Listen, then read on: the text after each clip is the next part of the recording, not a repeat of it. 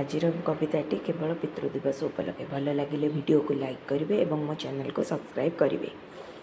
भगवान बोली बुझे मो जन को जे आनिले सृष्टि करी भोकिला पेट को सुशीला ओठरे जी देले अन्न बारी कि मधुर से दुईटी अक्षर स्वर्ग सुख नुहे सरी जहा पादुछरे त्रिवेणीर धार धोई दिए पाद धूली तलु उठाइले कोଳରେ धरिले चढ़ाइले हाथ धरी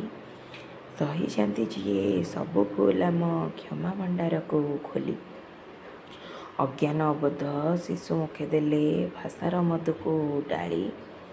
केपर आपणा किए तुम पूज्य शिखाइले ठारी ठारी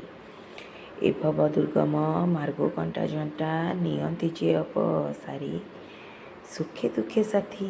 होई ठिया होती आश्वासना थली धरी कण करे जणे होई बंचिबार मंत्र देले कन्ने ढाली एकाधारे कले पंचपिता धर्म के होइब तांक सरी आसु राजदंड कटु अबा मुंड सेही एका जगु वाली